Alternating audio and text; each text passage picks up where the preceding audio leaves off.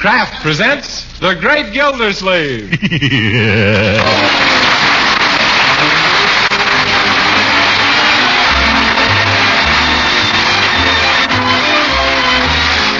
Kraft Cheese Company, who also bring you Bing Crosby every Thursday night, present each week at this time Harold Peary as The Great Gildersleeve, written by Leonard L. Levinson.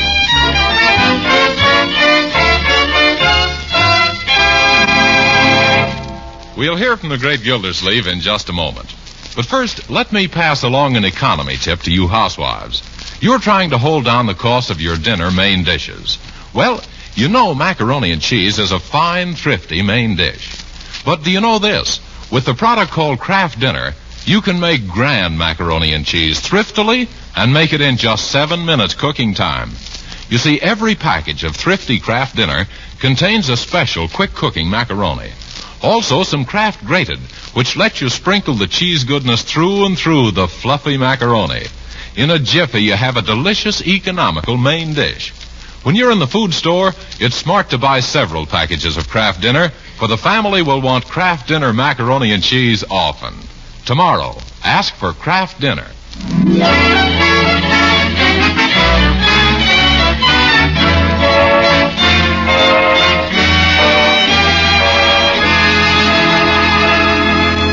And now let's join our friend, the Great Gildersleeve, who's waded through his morning paper and his morning milk and is now struggling through his morning mail.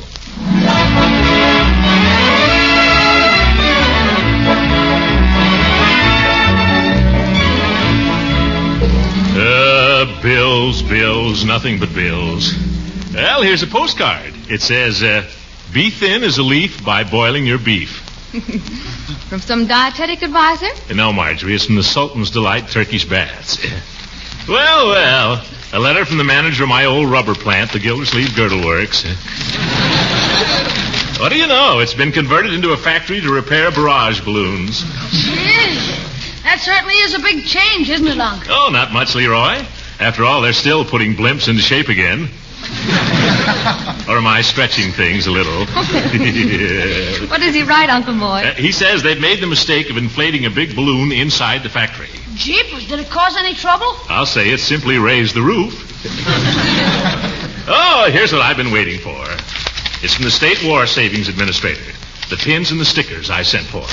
Here are your pins, children. Oh, this is cute. Yeah, what's it for, Unc? Well, I've been investing part of the income from your estate in war bonds and doing the same with my income.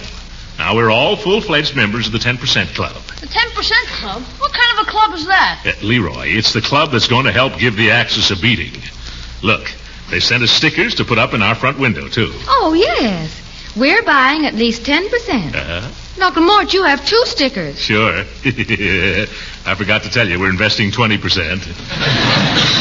Well, this tin is certainly what the well-dressed American will wear this summer. Gee, Unc, you've got one left over. Can I have it for my pajamas at night? No, Leroy, that one belongs to Bertie. Her 10% is deducted out of her paycheck each month.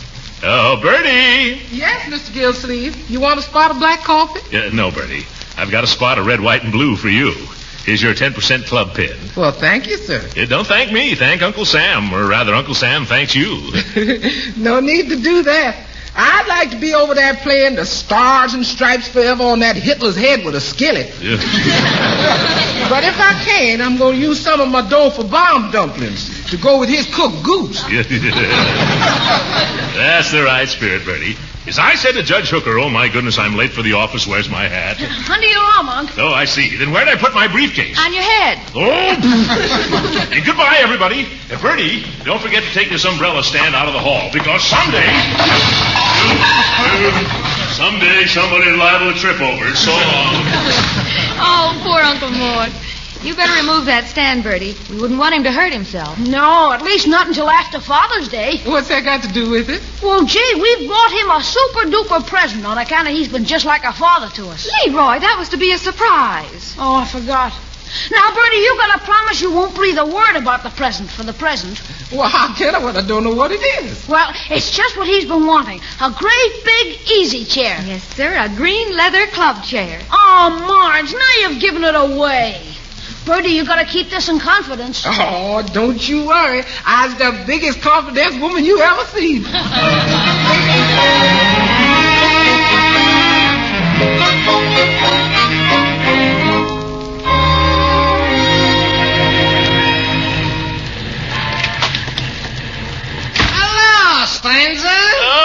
Schlepperman. Welcome to Schlepperman's Overstuffed Furniture Store.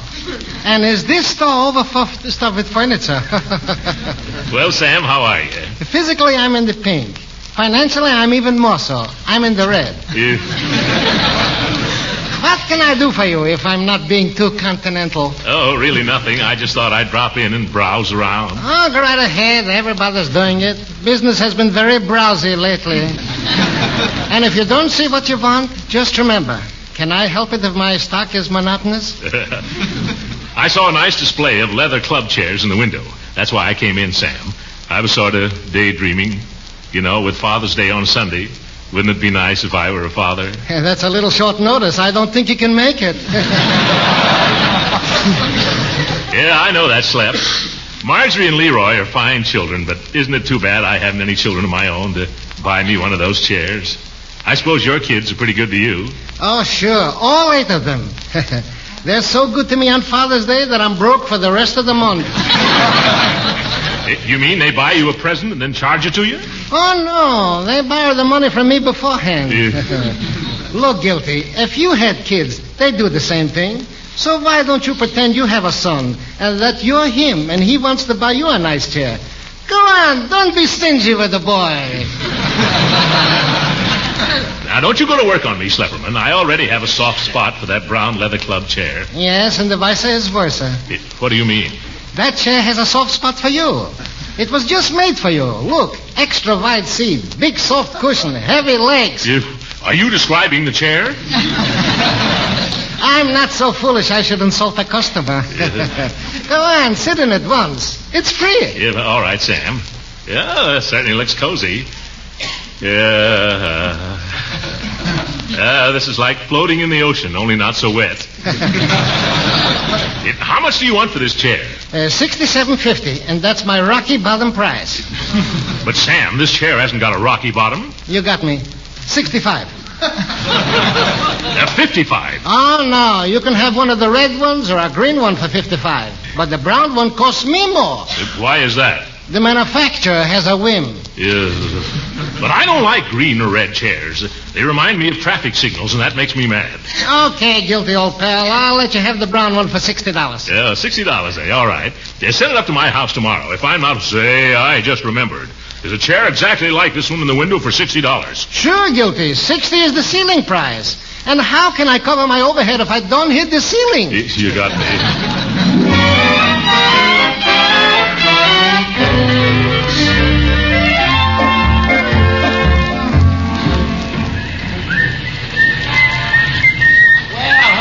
Gildersleeve. Well, hello, Judge Hooker. This is my sister, Amelia. Amelia, this is Throckmorton P. Gildersleeve. Oh, I'm glad to know you, Mr. Gildersleeve. Well, this is a pleasure indeed, Miss Hooker.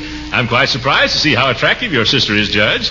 The way you always talked, I thought she was... By the way, Gildersleeve, glad I ran into you today.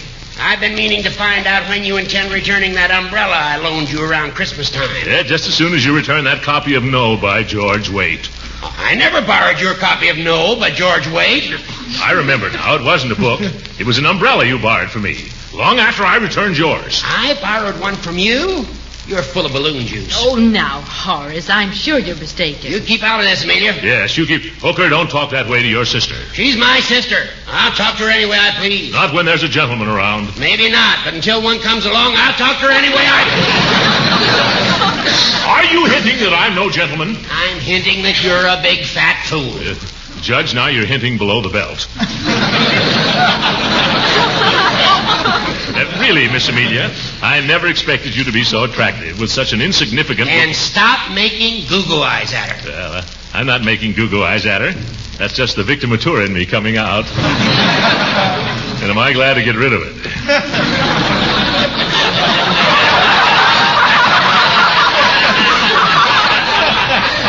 Goodbye, Miss Amelia. I hope I see you in better company the next time. You better return my umbrella, you deadbeat. Oh, quiet, Horace. My goodness, let that nice Mr. Gildersleeve keep it. You got 2 umbrellas in the closet downstairs. Oh, no. Oh, yes. One with a gold handle and the other with a broken rib. Oh, great Scott. Well, what's wrong? That broken one is Gildersleeve's, and the gold handle one is the one I loaned him. Well, Horace Hooker, shame on you. Now, you must do something to make up for the way you've insulted Mr. Gildersleeve. Well, maybe I'll buy him something for his birthday. It's the 21st. The 21st? Well, that's Sunday. Okay, then I'll send him a postal card. Special delivery. You'll do nothing of the sort. Now, you come with me. Where are you going? Over to Obler's department store to buy Mr. Gildersleeve a birthday present. I saw the most comfy red leather club chair in the window this morning.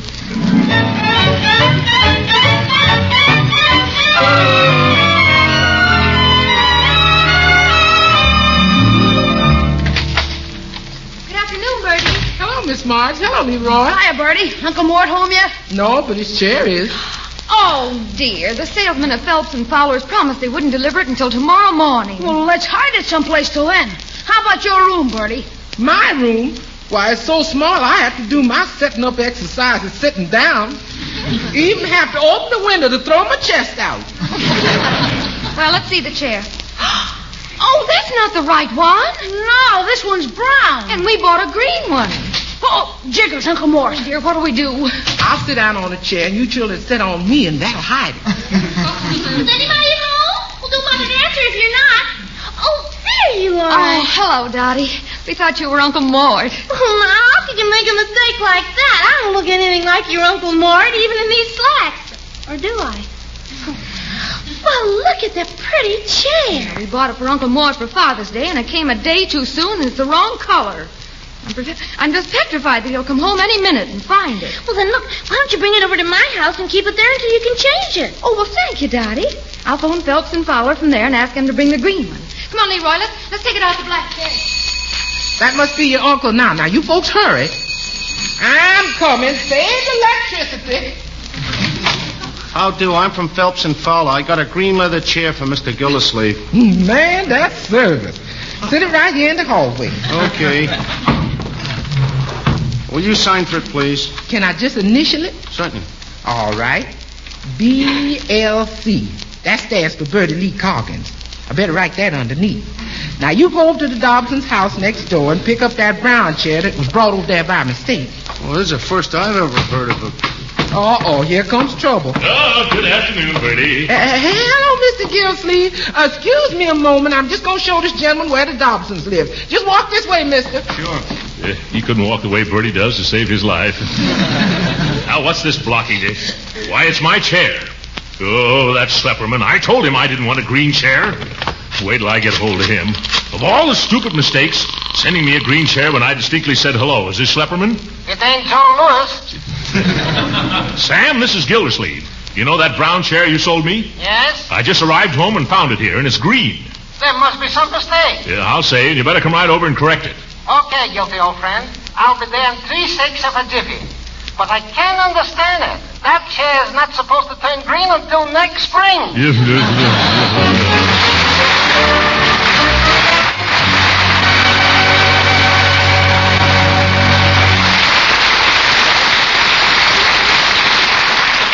The Great Gildersleeve will be with us again in just a few minutes. Meanwhile, let me tell you homemakers how to do a little sleight of hand performance in the kitchen. It's how to make delicious macaroni and cheese with magic speed. You do it with a product called Kraft Dinner. Out of the Kraft Dinner box, take the special Kraft Dinner macaroni and cook it in boiling water not more than 7 minutes. Then drain off the water, add a little butter and milk. And with the Kraft grated that also comes in every Kraft Dinner package, sprinkle the cheese flavor through and through. In as little time as it takes you to make the coffee, you have a grand money-saving main dish ready. Macaroni and cheese that the whole family will go for, cooked in only 7 minutes. It does seem like a sleight of hand trick, doesn't it? Well, get set to do this kitchen magic real soon. Tomorrow, ask your food dealer for Kraft Dinner. Better get several packages because the folks will love Kraft Dinner macaroni and cheese.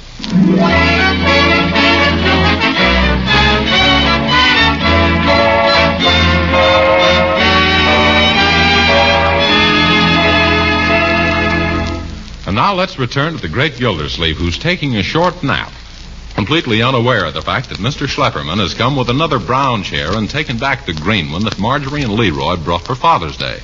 Right now, his niece and nephew are returning from Dottie's house. I sure hope Uncle Mort likes the chair we picked out. Oh, I'm positive that he will. Oh, I can just see him now, stretched out on that comfy green leather. smoking a cigar. And spilling the ashes all over his vest. Well, we'll get him an ashtray. One of the... Leroy! Do you see what I see? You mean that brown leather chair? We just got through hauling it over to Dottie's. And then I saw the delivery man take it away. He must have brought it right back here. Well, let's get it back to Dottie's before Uncle Mort sees it. Oh, that's the front doorbell. Come on, brother, out through the kitchen. Bertie, someone's ringing the bell. If this keeps up, I'm going to be worn down to a shadow, size 42. Hello there, Bertie. Hello, Judge Hooker. I've got a little surprise for Mr. Gildersleeve. Oh, what, you two? Yes, look. You mean that red leather chair? Yes. Now, I don't want you to breathe a word about it to a soul. Who, me? Don't you worry. Alongside of me, the Sphinx is just another Gracie Allen. Help me carry it in. Now, just put it in the living room for Gildy. And don't tell him who it's from. Let him guess a while. But Judge Hooker. I wonder what he'll say when he finds out. I know. He'll say, ooh, ooh, ooh, ooh, ooh, ooh. Yes, well, goodbye. And remember, mum's the word. Yes, sir. Mum's the word for Father's Day. Green chairs, red chairs, brown chairs. Where are we going to put them all? Bertie, did a man bring a chair while I was asleep? Yes, sir, frequently.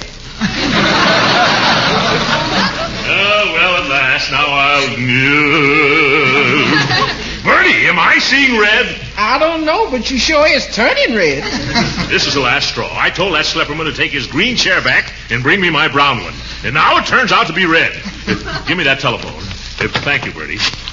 Do you know anything about this? Ooh, me? No, sir. I was just an innocent byproduct. I'm going to get to the bottom of this chair business, right down to the seat of the trouble, or my name isn't... Slapperman Studio Fine Furniture. Sam Slapperman, sole prop speaking. I'm going to knock the prop out from under his soul. Hello, this is Gildersleeve again. Hello, Guilty. Did you find your chair? Yeah, I found the chair all right. Low, wide, and handsome, ain't it? Yes, and it's also red. Who read it? No, the color is red. I feel the funniest sensation in my ears, as if you said the color is red. That's what I did say. But, Rocky boy, I personally delivered to your house one genuine brown leather chair. Not khaki, not mocha, cocoa, or karaoke. But brown. B-R-O-W, and so forth. I'm looking at it right now, and it's red. Say, it's undressed leather. Maybe it's blushing. Well, this time I'm going to make sure there's no mistake. How? I'm going to load this chair on my rumble seat and bring it over to your store. And if I don't get a brown chair this time, I'm going to buy a war bond with the money and sit on that for the next 10 years.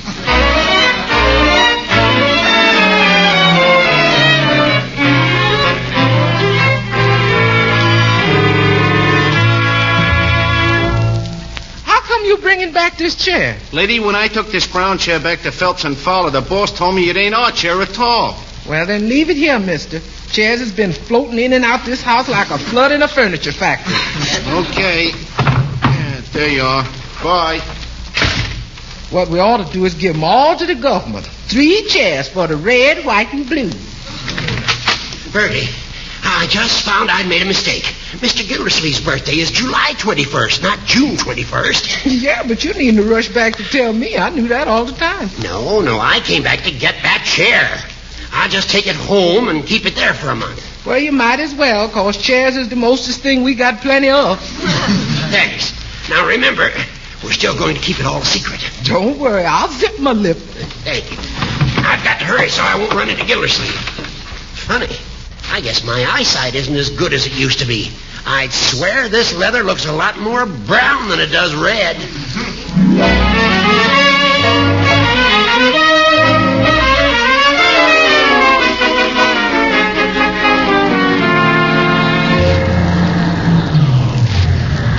Honest, Guilty, I still insist that this is the 3rd brown leather chair I'm bringing into this house today. But what about the green one and the red one? They ain't mine. That's why I brought them along in the back of the trunk. You can have them. No, thanks. All I want is the brown one you sold me. Now, help me carry it in the house, Sam. All right. Follow me. I know the way blindfolded already. Just look at that leather. Comes from only the most contented cows. I suppose the springs are very healthful, too. Careful going around the umbrella stand, Guilty. Yeah, I know. I've been here before. All right, you can set it down now, Sam. See? I'm a little tired. And why not? It's pretty hot for July, isn't it? It's still June, Slepperman. I know it, but it's even hot for July. You care for a bottle of root beer? I don't mind, if you'll be so kindly. Yeah, come on in the kitchen. We'll get it ourselves. Okay.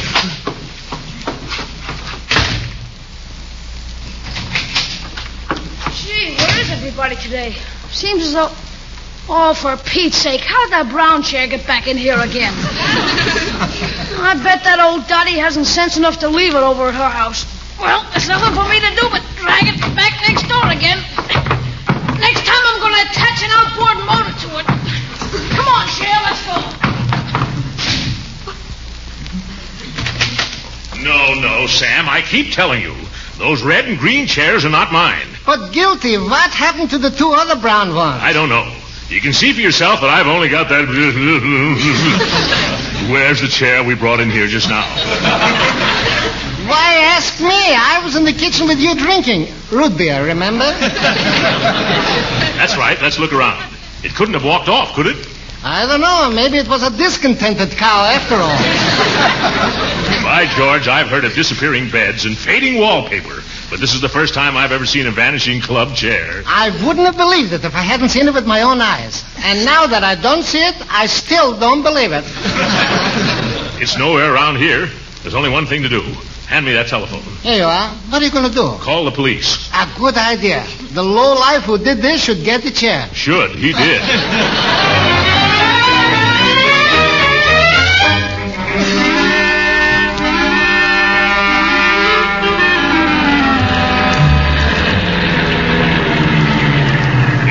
Here, Sam. Here comes a couple of plainclothesmen now. Just stay where you are, Gus. I won't be long. Okay, Lieutenant. I'm in no hurry. Are you from headquarters? Yes. Which one of you gents is Throckmorton P. Gildersleeve? A fine detective. Him, of course. Oh. Well, I'm Lieutenant Miller of the burglary squad. I was on my way to the station when I got a radio call to stop here. What's the trouble? Great big leather chairs. They do tricks. Yeah. Tricks? What kind of trick? They keep changing colors, rushing in and out of here, disappearing into thin air. Yeah, look, mister, you don't need a detective. You need glasses. Oh, no. He's had a couple of glasses already. Yeah. But it was only root beer. No. Lieutenant, you don't understand. If somebody stole a chair right from out under our noses while our backs were turned. Yeah, it sounds impossible. Maybe, but this is a case where the truth is more than fiction, stranger. Can you describe this chair? Let me see. It had a zoot seat. With a sack back. And a stuffed tuft. And it sold for $60. Now, come on, cut out the horseplay. What was the style, color, material, and size? It was a brown leather club chair, the same size as me, a 48 stub. Well, if someone walked out with it, we shouldn't have any trouble tracing it. Have you asked the neighbors if they saw anything suspicious? Oh, no, I haven't. Well, suppose we try a few. All right, we'll ask the neighbors. Let's start with the Dobsons next door, huh? Say, Guilty, this is exciting. Don't you feel just like the Tin Man? No, I guess you don't. Do you think we should look for footprints, Lieutenant? You mean on the sidewalk? What do you think this is, Grolman's Chinese? Yeah. My, he's a regular salary queen. And now remember, be sure you let me do the questioning. Yeah, all right. Come on, I haven't all day. Hello, Mr. Gildersleeve. Yeah, hello, Dottie. This is Lieutenant Miller from the police department, and Mr. Slepperman. From the furniture department. Have a card. We're investigating a chair which disappeared from our house. Oh, do you mean a big brown leather club chair that was delivered there just this afternoon? Well, no, I haven't even heard about it. What does it look like? Well, it looks like, let me see. It looks exactly like both of those brown chairs in your hallway. Oh? All right, young lady. Start talking. Oh, no, Lieutenant, don't get her started talking.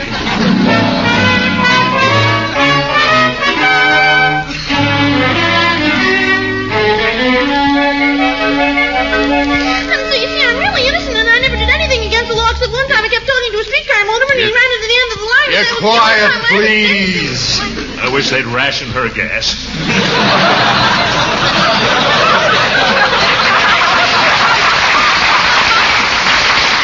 I tell you, I still don't get it. I tell you, it's this way. Quiet, please! I can't understand you people when you talk one at a time, let alone like this.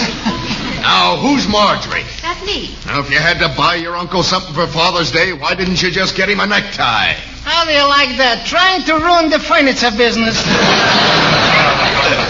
But Bertie will tell you that we bought the green chair. Now, won't you, Bertie? No, ma'am. Why not? 'Cause I ain't no stool pigeon. Hey, Unc, look out the window. Somebody's sneaking up to our house with a brown chair. Why, George, you're right.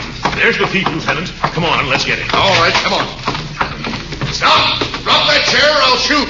Hey, what's the idea? Put down that gun. Put down that chair first. Judge Hooker, what are you doing? Oh, I was trying to keep it a secret, Gildy. I took the wrong chair. Ah, at last, a confession.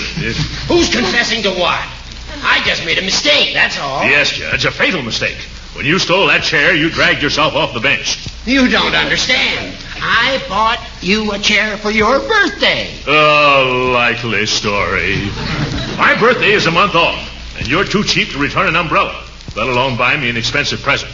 Officer, arrest that man. If you do, I'll sue you for false arrest, illegal incarceration, malicious persecution, criminal libel, slander, and well, you'll be sorry.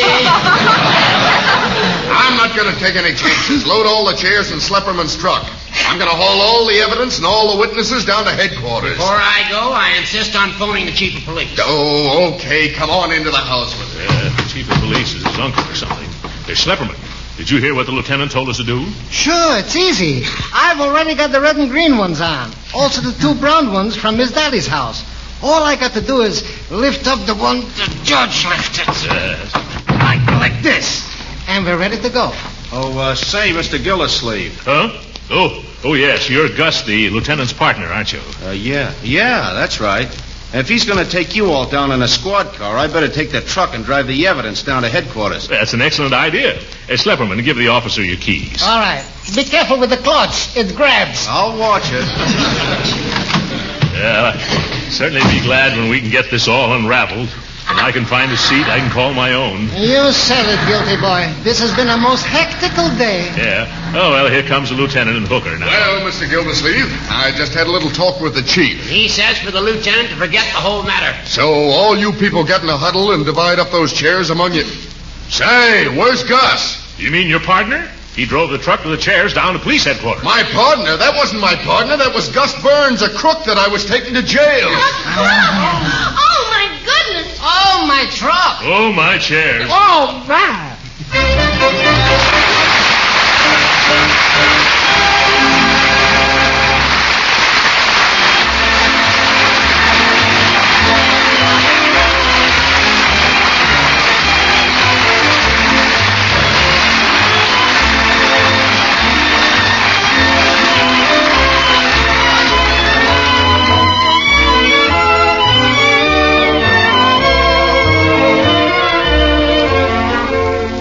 But, Lieutenant, what I can't understand is that you letting that chair snatcher sit in that squad car unguarded. Well, I had him handcuffed to the wheel. I can't imagine how he got away. Did he ask anyone here to give him a key or a file? No, I thought no. No, sir. The only thing the man asked me for was a hairpin. Oh! Good night, folks.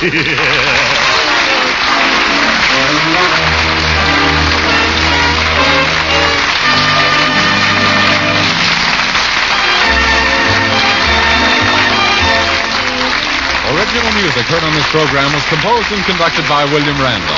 This is Jim Bannon speaking for the Kraft Cheese Company and inviting you to tune in again next week at the same time for the further adventures of the Great Gildersleeve.